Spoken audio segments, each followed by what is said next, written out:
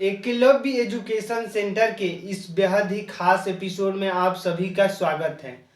तो आज के इस बेहद ही खास एपिसोड में हम समझने की कोशिश करेंगे कि जो चंद्र ग्रहण लग रहा है यानी 25 मार्च 2024 को यानी होली के दिन चंद्र ग्रहण जो लग रहा है उसमें गर्भवती महिलाओं को कौन कौन सी सावधानियां बरतनी बेहद ही जरूरी है। ताइए इस तथ्यों को हम समझते हैं कि कौन कौन से ऐसी सावधानियां हैं जिसको बरतना बेहद ही जरूरी हो सकता है।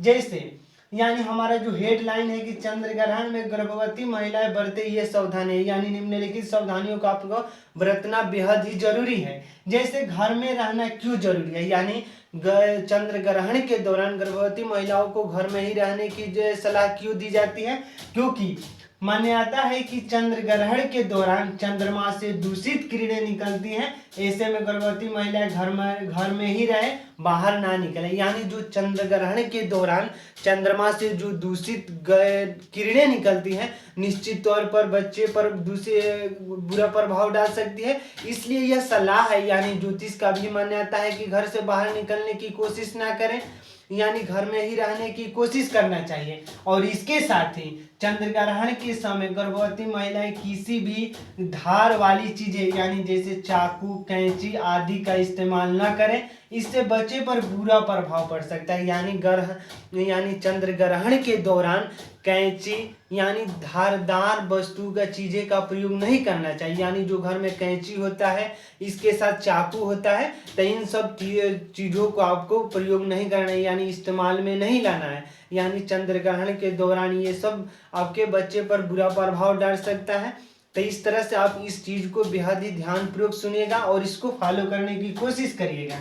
यानी हमें धार वाली चीजें यानी जैसे चाकू, कैंची और भी चीजें हो सकती हैं, उनका इस्तेमाल बिल्कुल भी नहीं करना है यानी चंद्र ग्रहण के दौरान।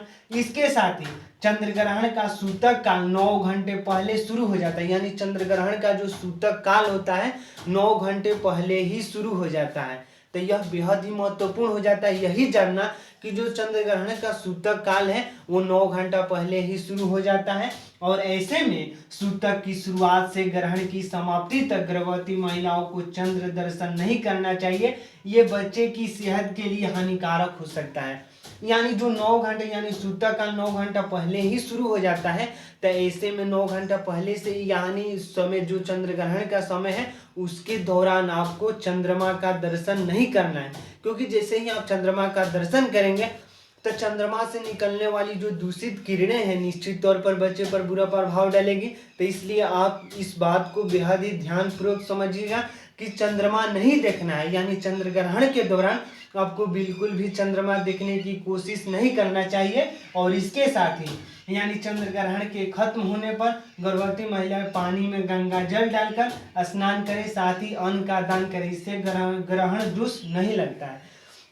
यानी जैसे ही चंद्र ग्रहण की समाप्ति की घोषणा होती है, यानी जो चंद्र ग्रहण है 10:23 से लेकर 3:02 तक रहेगा। यानी 25 मार्च 2024 को जो चंद्र ग्रहण का अवधि काल है वो है 10:23 से लेकर 3:02 तक।